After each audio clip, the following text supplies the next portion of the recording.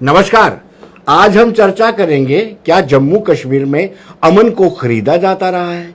क्या अब 5 अगस्त 2019 के बाद यह बदलाव आया है कि अमन को स्थापित किया जा रहा है?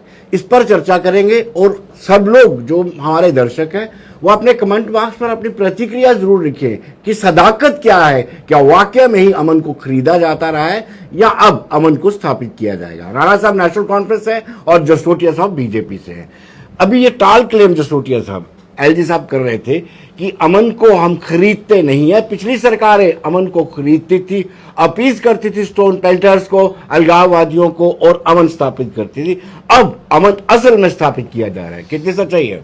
देखिए, काफ़ी हद तक जो ये बात कही गई है ये रियलिटी के साथ मेल खाती हुई बात है, क्योंकि जो आप इतिहास में भी अगर आप जाएंगे तो जो दौर रहा पिछले 2-3 दशकों में यहाँ पर कि जब चाहा गया तब हालात ख़राब कर लिए गए और जब चाहा गया तब हालात ठीक भी कर लिए गए, जिसका एक सीधा सीधा प्रूफ आता है कि पहली तारीख को आपको एक कैलेंडर आ जाया करता था, जिस कैलेंडर में आपको ये बताया जाता था किस दिन आपने काम करना और किस दिन आपने हड़ताल करनी है। तो ये तब तक पॉसिबल नहीं होगा जब तक आपने इसमें कुछ इन्वॉल्वमेंट नहीं रखी होगी।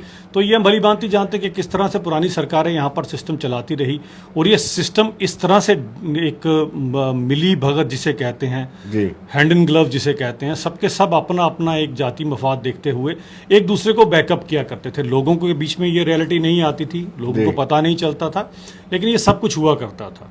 लेकिन अभिजीत जी 5 अगस्त 2019 तक आपने भी ये गेम खेली थी, देखिए हैंड इन ग्लव। मैं जो 5 अगस्त 2019 तक की अगर मैं बात करूं तो उससे पहले का अगर आप सिस्टम देखेंगे और उसके बाद का देखेंगे, दोनों में चेंज आना तो स्वाभाविक था, क्योंकि उससे पहले जिस तरह से आप पुराने जो मैसेकर्स हुए, नदी मर्ग वाला ले लो या फिर वो टीकालाल टपलू जी वाला आप ले लो, इन सब केसेस में जितने दोषी थे उन दोषी को कोई भी अगर सजा नहीं मिली या उनके खिलाफ जो एक केस क्रिएट किया जाता था बड़ा वीक सा, या कहते थे हमारे पास सबूत ही नहीं है, जो भी इनके लगाए जाते थे सारे सिस्टम, वहां से आपको क्या पता चलता है कि इससे पहले यहाँ पर अकाउंटेबिलिटी किसी भी सरकार की नहीं थी। और इसलिए नहीं थी क्योंकि वो 370 का इतना बड़ा बैरियर आपके बीच में था जिसमें प्रॉपरली यहाँ पर इन्वेस्टिगेशन हो नहीं पाती थी।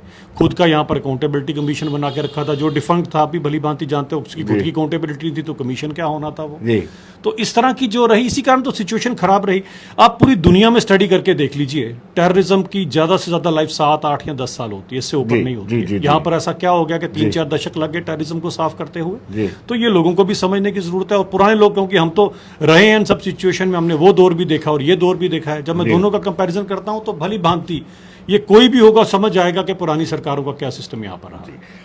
राणा साहब, आपके पास आने से पहले मैं एक बार फिर दर्शकों को बता दूं कि आज का हमारा विषय जो है वो ये है कि उपराज्यपाल मनोज कुमार सिन्हा का ये कहना है कि पहले अमन को खरीदा जाता था, पहले अमन को अपीज कर करके जो सेपरेटिस्ट थे उनको अपीज किया जाता था, स्टोन पेल्टर्स को अपीज किया जाता था, पॉलिटिशियंस को अपीज किया जाता था, उसके बाद अमन स्थापित किया जाता था।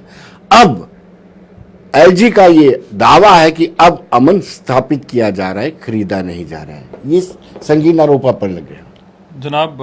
आरोप तो अगर एलजी साहब की तरफ से लगाए जा रहे हैं तो मैं उनसे ही पूछना चाहूँगा कि अटल बिहारी वाजपेयी जब प्रधानमंत्री थे, उन्होंने जब यहाँ डायलॉग प्रोसेस शुरू किया यहाँ सेपरेटिस्ट के साथ और यहाँ की मेन स्ट्रीम पॉलिटिकल पार्टीज के साथ, उन्होंने कश्मीरियत, जमहूरियत और इंसानियत की बात की। और ये तो फिर इशारा जो है एक तरफ से उस वक्त के प्रधानमंत्री अटल बिहारी वाजपेयी की तरफ भी जाता है कि उन्होंने as head of the country उन्होंने उन लोगों को क्यों अपीज किया।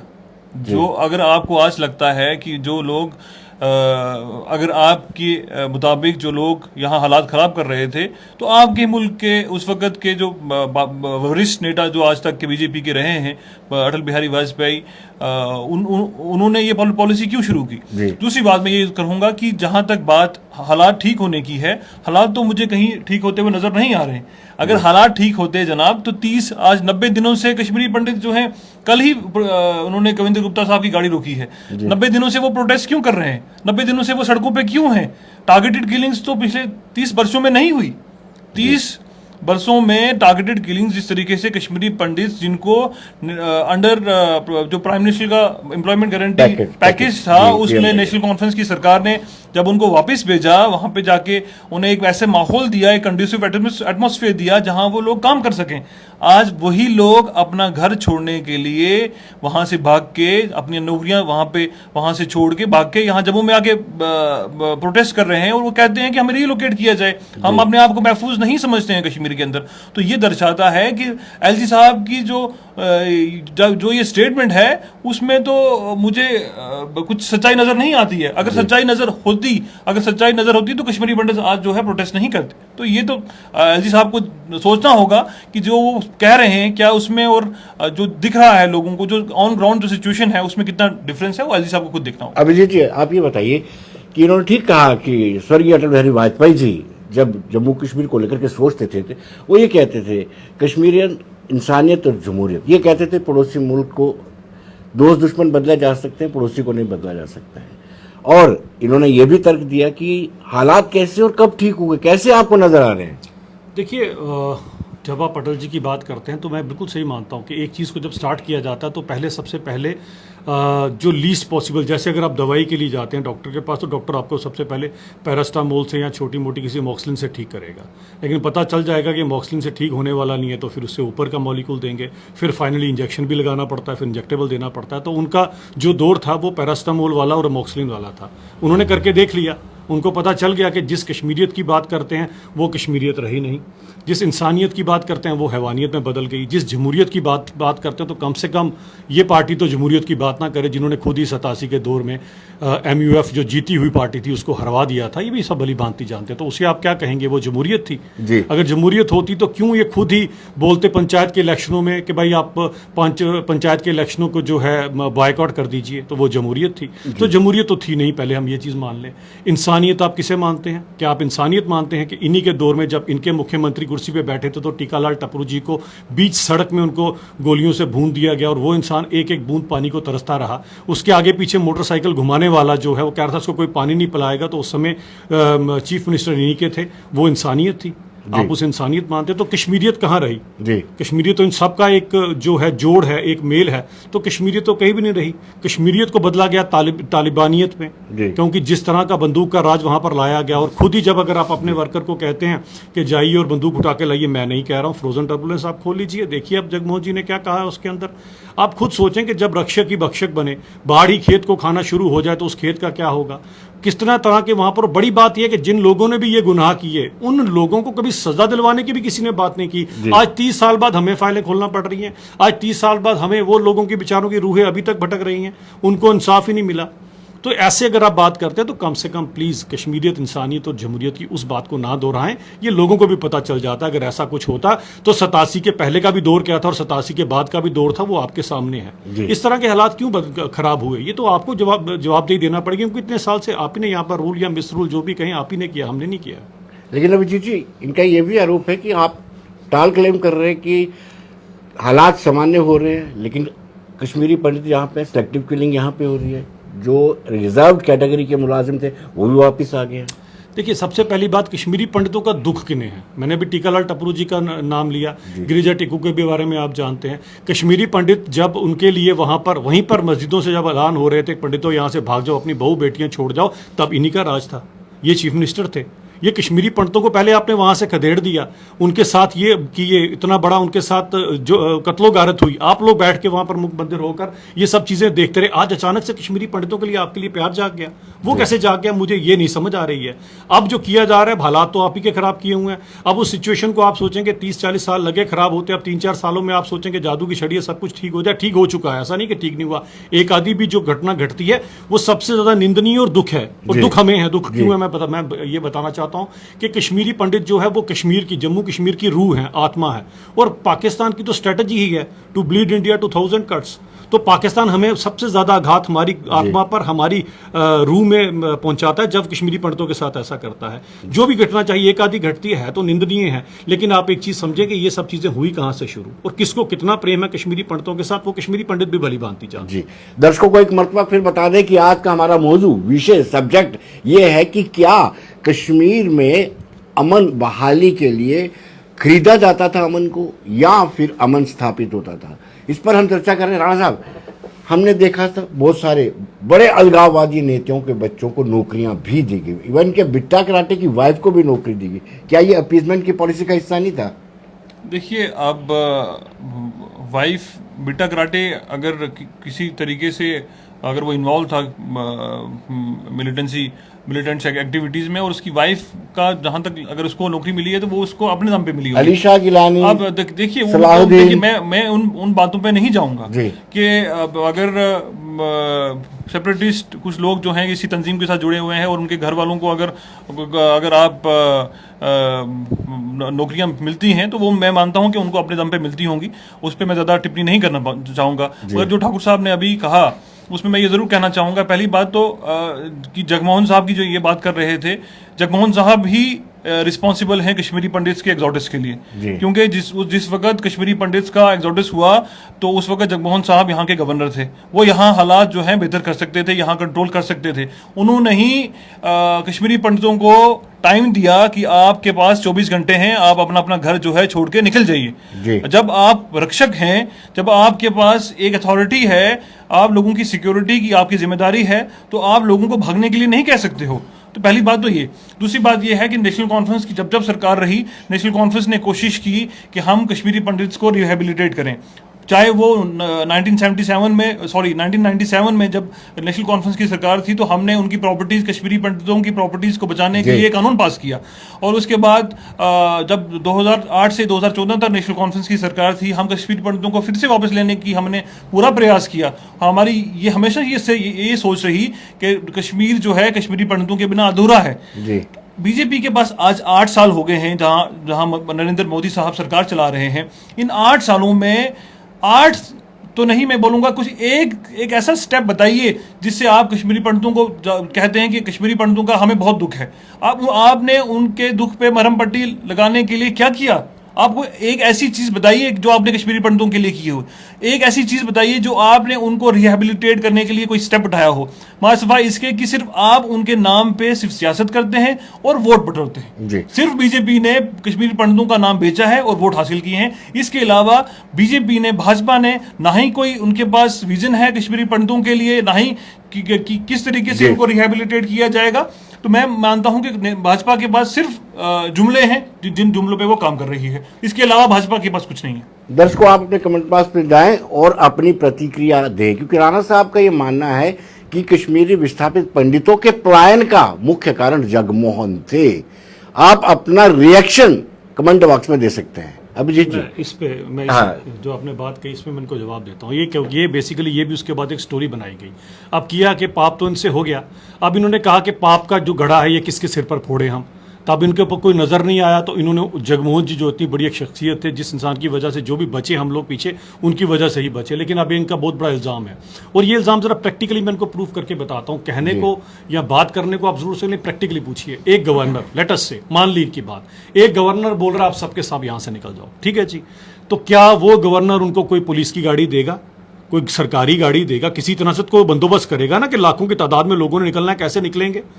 एक भी गाड़ी का नंबर बता लीजिएगा, एक भी बिल निकाल दीजिएगा जो सरकारी ऐसा बना हो, एक भी एसआरटीसी उस समय हुआ करती है, एसआरटीसी की गाड़ी का कोई निकाल लीजिएगा, कोई एक मुझे क्लेम कीजिएगा। सबके सब कश्मीरी पंडित बेचारे अपने ही जिस तरह से भी उनको हुआ, क्योंकि मस्जिदों से ऐलान हो रहे थे और फारूक साहब चीफ मिनिस्टर बन के सेक्रेटरीट में बैठे हुए थे, ऐलान ये हो रहे थे कि पंडितों भाग जाओ, अपनी बहू बेटी यहाँ पर छोड़ जाओ। और पता नहीं क्यों उन्होंने रुई डाल रखी थी अपने कानों में कि उनको ये ऐलान नहीं सुनाई दे रहे थे। आज जाके जगमोहन जी के ऊपर सारे का सारा आप ठीकरा फोड़ते हो, इसका प्रैक्टिकल आपके पास कोई प्रूफ नहीं है कि उन्होंने उनको कहा। क्योंकि मैं भी समझ सकता हूं, मैं भी अगर यहां पर हूं, अगर इस तरह के ऐलान यहां भी शुरू हो जाए तो मैं भी यहां से चला जाऊंगा। भले मैं एक मार्शल कौम से ताल्लुक रखता हूं, लेकिन डर जान सभी को प्यारी होती है। आपने हालात इस तरह के बना दिए वहां पर।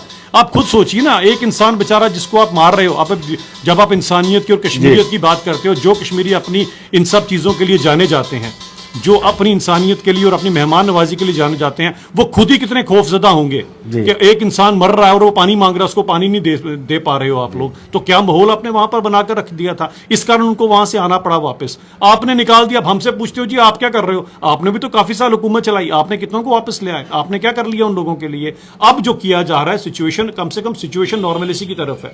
आप एक चीज समझे, मैं फिर कह रहा हूं, दुखनीय निंदनीय है, दुख होता है जब एक आधी घटना ऐसी घटती है, लेकिन आप देखें जिस तरह से हालात बदल रहे हैं। आज 100 से ज्यादा फ्लाइटें उतर रही, करोड़ों के हिसाब से टूरिस्ट आ रहे हैं, आज हर एक जगह तरक्की का जो है एक दौर चल रहा है, सब सिचुएशन जो है वो इंप्रूव हो रही है। अभिजीत जी, राणा साहब ने ये पूछा था कि कश्मीरी पंडितों की वापसी के लिए कोई एक कदम जो आपने उठाया हो, कोई ऐसा उनके वेलफेयर के लिए? सबसे बड़ी बात राणा साहब, क्योंकि जिस पार्टी से ताल्लुक रखते हैं, मैं इनकी पार्टी को भी और खासकर कश्मीर के लोगों को भी एक संदेश देना चाहता हूं, कश्मीरी कोई बुरे थोड़ी ना है। अगर हमने इंसानी जमहूरियत की बात की तो कश्मीरियत की भी तो बात की, लेकिन कश्मीरियत के अंदर, कश्मीरियों के अंदर क्या, हर एक समाज के अंदर 1% लोग, 2% ऐसे होते हैं जो उस समय ये काम कर रहे थे। लेकिन बाकी के जो 98% है, अगर वो बैठ के उनको देखते रहेंगे, उनको अलो करेंगे, तो कसूरवार 98% होते हैं। जिस दिन आम सभी के सभी कश्मीरी जितने वहां पर आज रह रहे हैं, जिस दिन वो सोच लेंगे इन कश्मीरी पंडितों को हम अपने साथ रखेंगे, हम देखते हैं इनके ऊपर इनके आने वाली गोली सबसे पहले हमारे सीने को छन्नी करेगी, फिर मेरे पंडित भाई के पास जाएगी, उसी दिन कश्मीरी पंडित वापस चला जाएगा। सबसे पहले ये कॉल जो है वो कश्मीर के लोगों को लेनी है, क्या वो चाहते हैं क्या नहीं चाहते हैं। सरकारें तो करेंगी, लेकिन सरकार क्या हर एक को सिक्योरिटी प्रोवाइड कर सकती है? ये पॉसिबल नहीं है। आपको माहौल बनाना वैसे का वैसा, आपको वो सिचुएशन बनानी है कि जहां पर आपके खुद ये पंडित भाई हैं, ये सबके सब वापस आए। और चाहिए आज जैसे राणा साहब बोल रहे हैं, राणा साहब को भी चाहिए, इनकी पार्टी को भी चाहिए, जहां जहां पर भी कश्मीरी पंडित रह रहे हैं, जाए ना उनके पास जाके अपील करें, हम बैठे हैं भाई। पहले उनके उमर साहब बोले, पहले उमर के सीने के गोली छुएगी फिर आपको छुएगी। फारूक साहब बोले, जो हमेशा किसी और ही कंट्री का राग लापते हैं, वो बोले पहले मैं बैठा हूं, अगर कुछ होगा तो मैं देख लूंगा इस चीज को, बाद में आएगी सिचुएशन। अरे पुलिस, आर्मी, सिक्योरिटी फोर्सेस, इनका रोल बाद में आता है, पहले हम सबका अपना दायित्व बनता है, सोसाइटी का दायित्व बनता है। किस तरह से होने दे, आप बताएं जरा, किस तरह से होने दे। आपके घर के पास अगर किसी गरीब, किसी मजलूम का घर है या किसी बेचारे ऐसा घर है, तो आपका फर्ज नहीं बनता आप उसकी रक्षा करें। जब आपने अपने फर्ज नहीं निभाए तो आज सब कुछ खराब हो गया, तो पूरा ठिकरा बीजेपी के ऊपर आके फोड़ दो, गलत है। राणा साहब, आपने कहा कि जगमोहन रिस्पॉन्सिबल है, लेकिन इनको कहना कि जो वहां पर उस वक्त की हुकूमत थी, उन्होंने डॉक्टर फारूक अब्दुल्ला का नाम लेकर के उन्होंने कहा कि उन्होंने कान में रुई दे रखी थी। देखिए, पहली बात तो जिस वक्त एग्जोडस हुआ उस वक्त यहाँ गवर्नर राज था, पहली बात तो ये गलत है, क्योंकि फारूक साहब उससे पहले ही रेजिग्नेशन दे चुके थे, क्योंकि वो चाहते थे कि हम नहीं चाहते हैं कि एक ऐसा इंसान, क्योंकि गवर्नर साहब जगमोहन साहब उससे पहले भी JNK के गवर्नर रहे और उनको दोबारा से भेजा गया विद ए मिशन।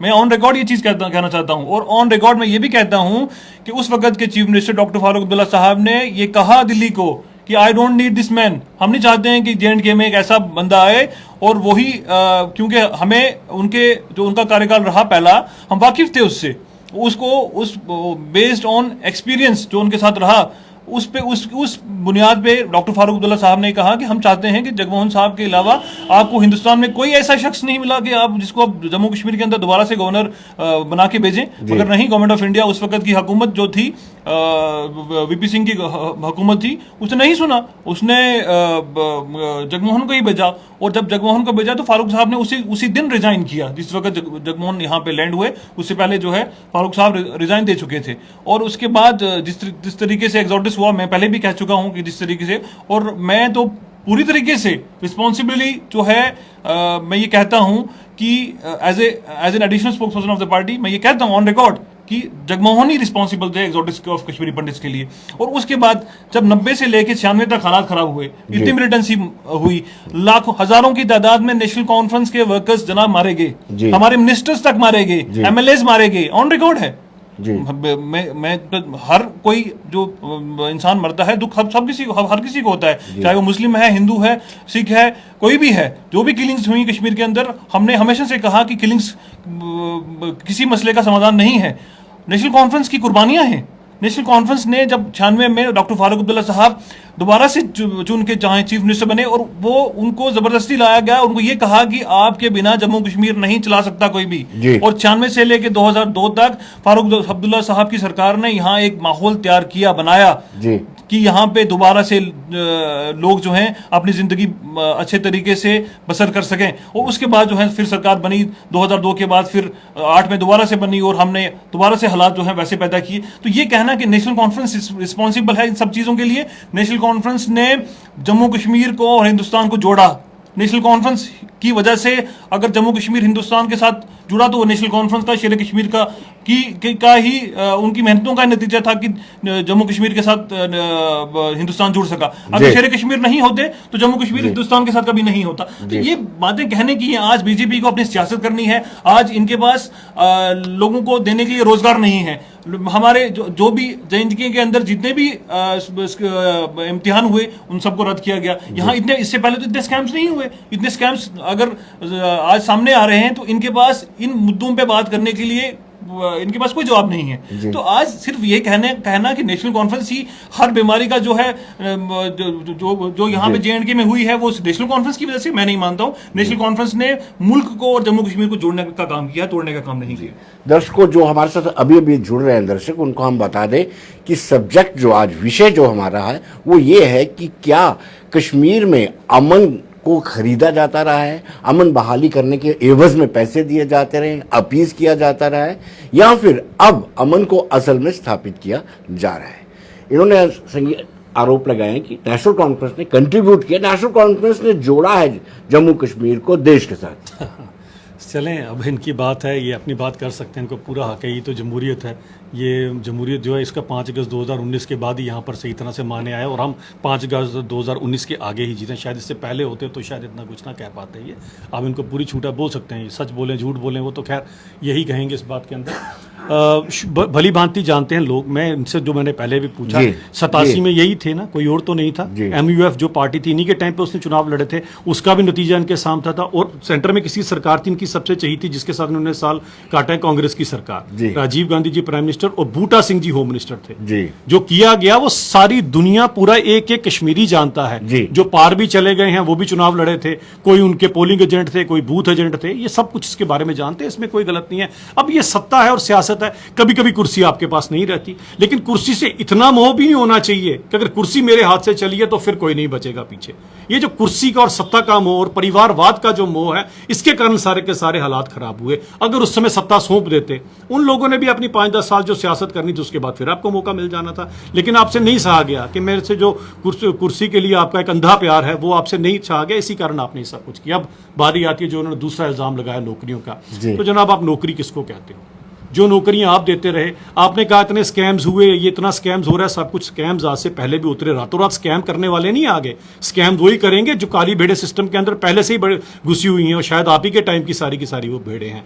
होता रहा स्कैम, पकड़ने वाला कोई नहीं था, बोलने वाला कोई नहीं था, इसीलिए जो चाहता था वो लग जाता था नौकरी में। अब पकड़ने वाले बैठे हुए हैं, जब हुआ तभी पकड़ा गया, सारी की सारी लिस्टें क्वैश की गई, तो ये सब कुछ किया गया। आपके टाइम की नौकरी और आज की नौकरी में आपको फर्क नजर नहीं आता। 2200 रुपए पे आप लोग एक SPO को काम करवाया करते थे, इसी पे रहबरे खेल, इसी पे रहबरे ज़रात, इसी पे आपने RT टीचर्स लगाए हैं, और 20-20 साल इन लोगों ने काम किया जनाब। 20 और आप ही की हुकूमत थी। 20 साल आप लोगों ने नहीं सोचा कि इनके बच्चे कैसे पल रहे होंगे, इनके घर का खाना पानी क्या 2000 रुपयों से दिया जा रहा था, जो मैं वर्ड तो नहीं यूज करना चाहता, लेकिन आपने एक भीख के रूप में उन बेचारों को दिया। और वो अपॉइंटमेंट्स भी आप अपनी मर्जी से किया करते थे, बैकडोर के, भली भांति जानते हैं। लेकिन 20-20 साल एक इंसान को ऐसे रखा, उनके बच्चों का क्या हाल हुआ? वो नौकरी कहते हो, वो नौकरी नहीं थी, वो छलावा था। ऐसी नौकरी देना तो पूरे कश्मीर में, पूरे हिंदुस्तान में ऐसी नौकरी बढ़ जाए, लेकिन कम से कम जिसको जो नौकरी दी जा रही है उससे उसका पेट तो पले, उसका घर परिवार तो पले। ऐसी नौकरी को आप नौकरी कहते हैं? नौकरी तो अब हैं जो मिल रही हैं, और कम से कम अब कोई बैकडोर अपॉइंटमेंट नहीं। अगर कोई गलत करता है तो लिस्ट उसी समय क्वैश। अब जिसको नौकरी मिल रही है, हकदार को हक मिल रहा है, और यही कश्मीरियत थी, यही इंसानियत थी, यही जमहूरियत थी जो पहले नहीं थी। अब हकदार को हक मिलेगा तो सब कुछ ठीक हो जाएगा। आपने हकदार से हक छीना 87 में, आपने MUF की रिगिंग की, तभी यहां पर बंदूक दाखिल हुई, वरना बंदूक क्यों दाखिल होती? अब इन्होंने कहा जी जगमोहन को उन्होंने एक और इल्जाम लगा दिया। वो फिर से आप जो फ्रोजन टर्बुलेंस पढ़िएगा उसमें उन्होंने ये चीज भी लिखी है कि फारूक साहब ने तो अपने, अब कहते हैं आपके कार्यकर्ता मारे गए, उन्होंने तो तब कहा कार्यकर्ता को जाओ और पाकिस्तान से हथियार उठा के लाओ। ये भी झूठ मैं बोल रहा हूं। जिन्होंने बोली किताब उनसे पूछे क्यों लिखा उन्होंने ऐसा।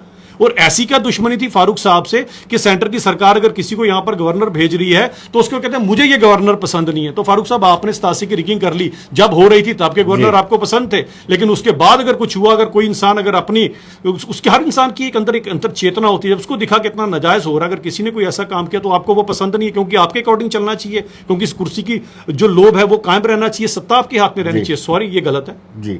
अभिजीत जी ने जैसे कहा कि कहीं ना कहीं फारूक अब्दुल्ला अपने कार्यकर्ताओं को, जो गवर्नर जगमोहन ने बुक लिखी है, उसके मुताबिक उन्होंने उनका हवाला देते हुए कहा कि डॉक्टर फारूक अब्दुल्ला कार्यकर्ताओं को कहते रहे कि आप बंदूक उठाइए। और मुझे वो याद आता है कि जंग अभी जारी है, कुक्का प्रे की किताब लिखी हुई है, उसमें भी इसका जिक्र किया गया है। देखिए, फारूक अब्दुल्ला साहब से बड़ा यहाँ पे देश प्रेमी कोई नहीं है। फारूक अब्दुल्ला साहब ने देश को उस वक्त रिप्रेजेंट किया जब यहाँ अटल बिहारी वाजपेयी की जब सरकार थी, तब यूएन में जाके देश को रिप्रेजेंट किया, और तब वो कोई बात नहीं कर सका। फारूक अब्दुल्ला को आगे किया और बात करने के लिए कहा, तब इनको सूट करता था फारूक अब्दुल्ला। देखिए, फारूक अब्दुल्ला जो है, फारूक अब्दुल्ला से बड़ा मैंने पहले भी कहा कि देश प्रेमी कोई नहीं है। फारूक अब्दुल्ला से बड़ा देश यहाँ हिंदुस्तानी कोई नहीं है। हमें सर्टिफिकेट नहीं देनी होगी कि हम यहाँ हिंदुस्तानी हैं। मैंने पहले भी कहा कि नेशनल कॉन्फ्रेंस का बहुत बड़ा योगदान है जम्मू कश्मीर को हिंदुस्तान के साथ मिलाने में। अगर शेख अब्दुल्ला नहीं होते, आप कॉन्स्टिट्यूंट असेंबली के डिबेट्स उठा के देख लीजिए, क्या कहा है शेख अब्दुल्ला ने कि हम हिंदुस्तान के साथ क्यों रहना चाहते हैं। उन्होंने कहा कि हमारा फ्यूचर, हमारा मुस्तकबिल जो है हिंदुस्तान के साथ है। हमारे पास एक ऑप्शन था, जम्मू कश्मीर के पास एक ऑप्शन था, हम इंडिपेंडेंट भी रह सकते थे, हम पाकिस्तान के साथ भी जा सकते थे जब पार्टीशन हुआ, मगर हमने हिंदुस्तान चुना, हमने एक सेकुलर मुल्क चुना। हम यहाँ पे रहना चाहते थे, हम अपने बच्चों का मुस्तकबिल यहाँ देखना चाहते थे, और इसी वजह से हमारे लीडर कश्मीर शेख मोहम्मद अब्दुल्ला ने हिंदुस्तान को चुना। दूसरी बात मैं ये कहूंगा कि ये कह रहे हैं कि अब जगमोहन साहब सबसे बड़े झूठे इंसान थे। अब उन्हीं की बुक हम रेफर करेंगे और ये देखने के लिए कि फारूक अब्दुल्ला का क्या रोल रहा है। फारूक अब्दुल्ला ने 1996 में देश का झंडा यहाँ पे, जब कोई उठाने वाला नहीं था, 1996 में देश का झंडा पकड़ा और यहाँ पे जो है वो देश का झंडा लहराया। फारूक अब्दुल्ला पे आप एलिगेशन नहीं लगा सकते हो। उन्हीं की वजह से जो है हालात अगर सुधरे यहाँ पे जम्मू कश्मीर के अंदर बेहतर हुए, तो नेशनल कॉन्फ्रेंस की नीतियों की वजह से हमारी जो कंट्रीब्यूशन रही नेशनल कॉन्फ्रेंस की, हमने मुश्किल हालात में काम किया है, हमने अपने वर्कर्स को मरते हुए भी देखा है, मगर हमने ये कहा कि हम हिंदुस्तान के साथ जुड़े हुए हैं और हिंदुस्तान के साथ ही रहेंगे और हमारा मुस्तकबिल हिंदुस्तान के साथ है। जी, अभिजीत जी क्या कहेंगे? उनका कहना है कि डॉक्टर फारूक अब्दुल्ला जैसा नेशनलिस्ट कोई व्यक्ति नहीं है, और जो उन्होंने जम्मू कश्मीर के लिए काम किया है उनका कोई काम नहीं कर पाएगा।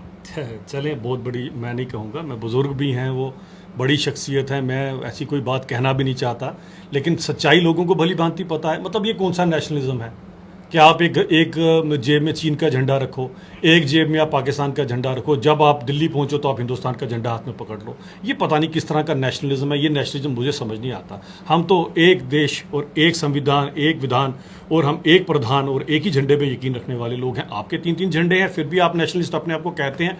ये आपको सोचना पड़ेगा आप कितने नेशनलिस्ट हैं, कितने नहीं हैं। दूसरी बात इन्होंने जो शेर कश्मीर के संदर्भ में कि जिसे ये शेर कश्मीर कहते हैं, सॉरी मैं नहीं कहता, ना मैं मानता हूँ, शायद ऐसा कुछ नहीं किया है। ये आप भी जानते, ज़रा हिस्ट्री निकाल के देख लीजिएगा कि सबसे पहले जब महाराजा साहब का यहाँ पर राज था और महाराजा के खिलाफ बगावत करने के लिए सारे का सारा ग्रुप क्रिएट किया गया था। उसका नाम भी क्या था, कौन सी मुस्लिम कॉन्फ्रेंस के नाम से पार्टी ने लॉन्च की थी, इनको भली भांति पता थी। तो कश्मीर का केवल मुस्लिमों का था उस समय भी, तो कश्मीर में कश्मीरी पंडित रहते थे, आपने उसका नाम कुछ और क्यों रखा? सिर्फ मुस्लिम कॉन्फ्रेंस क्यों अपने नाम लेकर आगे चले थे? सिख नहीं थे वहाँ पर, मुझे बताया, और कितने सारे तो राजपूत परिवार भी थे वहां पर। और क्या जम्मू को आप अलग समझते थे? तो फिर आपने मुस्लिम कॉन्फ्रेंस बना के क्यों लॉन्च की? हम हिस्ट्री को जरा पर्टिकुलरली आप अपने एंगल से ना पढ़े, हिस्ट्री में जो है उसको पढ़कर आप लोगों को बताएं, क्योंकि लोग जानना चाहते हैं। आपके चैनल को देखकर लोग झूठ थोड़ी ना सुनेंगे, लोग 2 मिनट में गूगल करेंगे, उनको पता चल जाएगा। लोग ये भी भली भांति जानते हैं कि जिनको आप सो कॉल्ड शेर कश्मीर कहते हैं, उन्हीं शेख साहब ने लोगों से चंदा इकट्ठा किया था, मैं यहाँ पर पाकिस्तान बनाऊंगा। बाद में जब दूसरी तरफ से सिस्टम बन गया तो उनको अपने सब चीजें चेंज करके और इस तरफ आना पड़ा, वरना वो क्या चाहते थे वो हम भी भली भांति जानते हैं। जो उन्होंने किया था अपने टाइम में, वो पता है कि एक महाराजा का यहाँ पर राज था, महाराजा के मर्जी से विलय हुआ, महाराजा साहब ने विलय किया, उनकी मर्जी से हुआ। आप क्या करना चाहते तो हम जानते हैं, और उस समय की कांग्रेस की सरकार के साथ आपकी क्या साठगांठ थी हम वो भी जानते हैं। और जिस बारे में ये 370 आप लोगों ने ये जो नाफिज किया यहाँ पर, उस समय सारे का सारा रोल तो शेख अब्दुल्ला का प्ले किया हुआ है पूरे का पूरा उसके अंदर। जिस तरह से उन्होंने किया, हमने तो विलय किया था, हमने ये क्लॉज बीच में कभी नहीं रखी थी 370 वाली, ये शेख साहब लेकर आए थे। और उनका नाम शायद गोपाला स्वामी अयंगर जी हैं, जो महाराजा साहब की भी उसमें हुआ करते थे, बाद में वो सरकार के अंदर थे। और जब कॉन्स्टिट्यूशन फ्रेम करने की बात है, वो टोटली अपोज कर रहे थे। नेहरू जी को साफ कहा था ये टोटली गलत बोल रहे हैं, क्योंकि नेहरू जी ये कह करके जो शेख साहब बोलते हैं उस तरह से आप कर दो। वो अड़ गए, उन्होंने कहा जी ये गलत है, ये जो कर रहे हैं ये नहीं होना चाहिए ऐसे कैसा। मगर नेहरू जी ने फ्लाइट पकड़ी, चले गए अमेरिका, हिस्ट्री निकाली गया जी। मैं कभी भी कोई बात बिना तथ्यों के नहीं करता हूँ, मैं तथ्यों के साथ बात करता हूँ। तो वो जो गोपाला स्वामी अयंगर जी थे, उन्होंने बड़ा इस पे प्रतिरोध, इवन के बाबा भीमराव अंबेडकर जी के साथ भी बात, उन्होंने कहा जैसे बोला जाएगा उनको वैसे BR अम्बेडकर जी से करवाया जाए, उनको कहा जाए। उन्होंने भी टोटली इस चीज़ों को अपोज किया। लेकिन आपके शेख साहब को, क्योंकि नेहरू जी का पूरा समर्थन था। और इस चीज को 370 को लेकर तो पूरे के पूरी पार्लियामेंट भी आपके साथ नहीं थी, क्योंकि आपने पार्लियामेंट में डिस्कस ही नहीं किया, सबके सब इसके अगेंस्ट थे। आपने प्रेसिडेंशियल ऑर्डर लिया क्योंकि शेख साहब की डायरेक्शन थी, आप महाराजा की हुकूमत को जो है उसको टॉपल करना चाहते थे, इसीलिए आपने सारा षड्यंत्र खेला। महाराजा साहब तो वो शख्स थे जिन्होंने 1932 की गोलमेज कॉन्फ्रेंस में सबसे पहले वर्ल्ड प्लेटफॉर्म पे कहा था कि हिंदुस्तान को आजाद कीजिए आप, और अंग्रेजों ने उसी चीज का बदला लिया उनसे, और बदला लेने के लिए नेहरू जी ने उनसे हाथ मिलाया और यहां पर शेख साहब ने उनसे हाथ मिलाया। वरना इसका पूर्ण विलय तभी हो चुका होता अगर शेख साहब बीच में ये सारे का सारा षड्यंत्र ना रचते। तो कृपया करके ऐसा वर्ड, क्योंकि शेर एक बड़ा दहाड़ वाला प्राणी होता है, और शेर जो है उसका जब राज चलता है तो वो राज किसी और हिसाब का होता है। ये काम शेरों वाला नहीं है। ये किस प्राणी का काम होता है, मैं उस प्राणी का नाम लेके आपको मैं हर्ट नहीं करना चाहता। राणा साहब, इन्होंने दो संगीन आरोप लगाए। एक तो ये कहा कि स्वर्गीय शेख मोहम्मद अब्दुल्ला ने पैसे चंदा इकट्ठा किया था, ये पब्लिक को कह के कि हम पाकिस्तान से आपको मिला देंगे, यानी जम्मू कश्मीर का विलय पाकिस्तान से करा देंगे। दूसरा उनका ये कहना है कि 1987 में अगर रिगिंग ना होती तो ये बंदूक आती ही नहीं। देखिए, सबसे पहली बात तो राणा साहब एक जवाब जरूर दीजिएगा, आपने मुस्लिम कॉन्फ्रेंस क्यों नाम रखा? देखिए, मैं सबसे पहली बात तो ये आपको ठाकुर साहब को ये कहूँगा कि शेर कश्मीर को ये कहते हैं कि मैं शेर नहीं कहूँगा। देखिए, हमें किसी से सर्टिफिकेट लेने की ज़रूरत नहीं है। शेर कश्मीर के लोगों के दिलों में, जम्मू कश्मीर के लोगों के दिलों में शेर कश्मीर का कितना बड़ा नाम है, कितना प्यार है उनके लिए, कितना सम्मान है उनके लिए, ये लोगों के दिलों के अंदर है और हमेशा जिंदा रहेगा। तभी लोग जो हैं उनको, शेख मोहम्मद अब्दुल्ला साहब को शेर कश्मीर कहते हैं कि उन्होंने ऐसे काम किए जो ऑन ग्राउंड आज भी दिखते हैं। अगर आज जो हमारे किसानों के सरों पे छत है तो वो शेर कश्मीर की वजह से हुआ था। एक रात में आप जिस जमीन पे बैठे हुए थे उसके मालिक बन गए थे आप उनकी कंट्रीब्यूशन को नहीं भूल सकते हो शेर कश्मीर की। आज अगर कहते हैं कि हम उनको शेर नहीं कह सकते, अरे उन्होंने शेरों जैसा काम किया कि एक ऐसा मजलूम गरीब जिसके पास रहने के लिए छत नहीं था, रात जिस छपरी में रुका हुआ था और कल को उस जमीन का मालिक बन चुका था। ये काम शेर कश्मीर का सबसे बड़ा काम है जिसको कभी तक हिस्ट्री जो है कभी मिटा नहीं सकती। दूसरी बात मैं कहूंगा, नेशनल कॉन्फ्रेंस का कंट्रीब्यूशन की बात करते हैं। मकबूल शेरवानी, किसका नाम आपने सुना होगा, मकबूल शेरवानी का नाम। जब ट्राइबल इन्वेजन यहाँ पे हुआ तो मकबूल शेरवानी जो नेशनल कॉन्फ्रेंस का एक सिपाही था, सबसे पहले जो है उसने वो शहादत हासिल की, सबसे पहले वो उनके आगे खड़ा हो गया और उसने गोली जो है अपने सीने पे खाई। तो नेशनल कॉन्फ्रेंस का कॉन्ट्रीब्यूशन जो है वो हिस्ट्री नहीं मिटा सकती। भाजपा जितनी मर्जी कोशिशें कर लें, जितने मर्जी जो है लोगों को बांटने की कोशिश कर लें धर्म और जात पे, नेशनल कॉन्फ्रेंस को लोग, जम्मू कश्मीर के लोग जो हैं बुला नहीं सकते और नेशनल कॉन्फ्रेंस की कंट्रीब्यूशन को नहीं बुला सकते। हालात बीच में जरूर खराब हुए यहाँ पे। अब हालात, क्योंकि जिस तरीके से पाकिस्तान की इन्वॉल्वमेंट रही यहाँ पे, अब हालात खराब करने में हमने हमेशा से कोशिश की कि जम्मू कश्मीर में अमन और अमाल का माहौल हो, और हम चाहते थे कि कश्मीर के जो मसले का हल जो है बैठ के बातचीत करके उस मसले का हल निकले। और दूसरी बात जो इन्होंने यहाँ ठाकुर साहब ने कही कि 370 जो है प्रेसिडेंशियल ऑर्डर के तहत आया, ये गलत है ठाकुर साहब। वो कॉन्स्टिट्यूशन का हिस्सा था 370। वो 26 नवंबर 1949 को जब कॉन्स्टिट्यूशन ऑफ इंडिया जब इंप्लीमेंट हुआ 26 जनवरी 1950 को, तो 370 उसका हिस्सा था। 1954 जिस प्रेसिडेंशियल ऑर्डर की बात करते हैं वो 35A के बारे में बात कर रहे हैं। 35A जो है वो थ्रू प्रेसिडेंशियल ऑर्डर आया था, वो बात की बात है। बट 370 जो है वो कॉन्स्टिट्यूशन का हिस्सा था। और वो अगर आप कॉन्स्टिट्यूशन का हिस्सा मानते थे उस 370 को, या तो आप कॉन्स्टिट्यूशन पे यकीन नहीं रखते हो, या तो आप अपने आइन पे, जो आइन आपके बुजुर्गों ने लिखा था, भीमराव अम्बेडकर जिस कमेटी के चेयरमैन थे, जिन्होंने वो एक आइन तैयार किया, आपको तो उस पर यकीन ही नहीं था। आप भाजपा की क्या बात करते हैं? भाजपा ने तो उस वक्त, मैं तो ये कहूंगा कि आजादी में तो भाजपा का कोई रोल ही नहीं था। भाजपा के लोग तो ब्रिटिश के साथ मिले हुए थे। इनके ऑन रिकॉर्ड है सब चीजें कि कौन कौन लोग जो है जेल में गए, कौन कौन लोग जो है इन लोगों का किस तरीके से वहां रोल रहा। तो ये बहस जो है लंबी हो जाएगी, क्योंकि हमें वक्त ज्यादा चाहिए होगा बहस करने के लिए। हमारे पास कहने को बहुत कुछ है, मगर आज की जो हम बात करेंगे, मैं जरूर ये कहूंगा कि नेशनल कॉन्फ्रेंस का कंट्रीब्यूशन जो है, जितनी मर्जी कोशिश कर लीजिए आप, जितनी मर्जी आप लोगों को लड़ा लीजिए, लोगों को बांटने का काम कर लीजिए, मगर नेशनल कॉन्फ्रेंस का, शेर कश्मीर का जो कंट्रीब्यूशन है वो हिस्ट्री मिटा नहीं सकेगी। अभिजीत जी, आखिरी सवाल आपसे। भाजपा का कोई रोल नहीं, हर भाजपा तो तब नहीं मिले, इनका कहना है संघ का भी कोई रोल नहीं है आजादी में, खैर ये तो कितना ही जानते हैं संघ के बारे में, संघ ने कितने बलिदान दिए और क्या क्या किया, वो पूरे का पूरा एक दिन चाहिए उसके करने के लिए, जिसके कारण वो एक साफ सुथरी छवि के साथ देश की किस तरह से सेवा करते रहे। और संघ के ही लोग थे जिन्होंने काला पानी काटा है। इनके जो चहीती पार्टी है वो लोग तो जब जेलों में भी जाते थे तो 5 स्टार ट्रीटमेंट होता था उनको, हर टाइप की वहाँ पर रोटी और हर टाइप की चीज़ प्रोवाइड की जाती थी। जिन्होंने काला पानी काटा है उनसे पूछिएगा ज़रा क्या उनका रोल रहा आज़ादी के अंदर, वो बहुत लंबी चौड़ी विषय रहेगा। लेकिन इनको बता दूं कि आपको मैंने सामने गोपालास्वामी अय्यंगार जी की एग्जाम्पल दी, ये भी पता कीजिए जब ये बात ज़बरदस्ती की गई भीमराव अम्बेडकर जी को ज़बरदस्ती उनके साथ पूछिए किया गया, तो क्या नेहरू जी हिंदुस्तान छोड़ के अमेरिका गए थे कि नहीं गए थे, ये पूछ लीजिएगा इनसे। दूसरी बात जो सबसे इंपॉर्टेंट मुझे लगती है कि इनको बताना बड़ी इंपॉर्टेंट है कि इनके जिनका ये नाम ले लेके बार बार कहते हैं, और सबसे बड़ी बात कि आप बताएं अपने मकबूल शेरवानी में, मानता हूं नेशनल कॉन्फ्रेंस का कार्यकर्ता था, इसमें कोई दो राय नहीं है।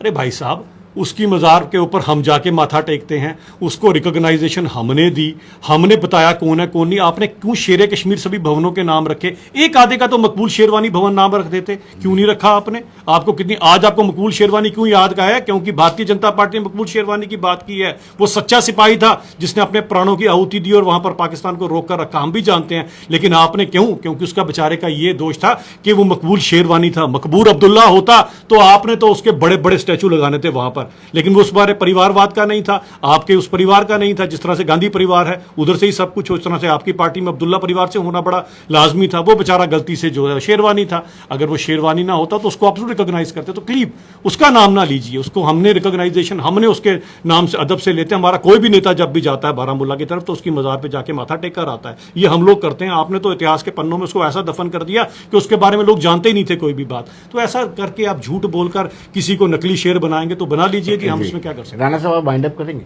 इनका जवाब देंगे। देखिए, बात जहाँ तक बात है कि रिकग्निशन की, तो मकबूल शेरवानी को किसी की रिकग्निशन की ज़रूरत नहीं है। मकबूल शेरवानी जो है वो नेशनल कॉन्फ्रेंस का सच्चा सिपाही था, उसने शहादत दी। और मैंने पहले भी कहा कि नेशनल कॉन्फ्रेंस की कंट्रीब्यूशन को मिटाने के लिए भाजपा बहुत कोशिश करेगी। और मैं इन्हें ओपनली ये चीज़ कहता हूं कि आप जितनी मर्जी कोशिश कर लीजिए, नेशनल कॉन्फ्रेंस को मिटा नहीं सकते हो, नेशनल कॉन्फ्रेंस की हिस्ट्री को मिटा नहीं सकते हो।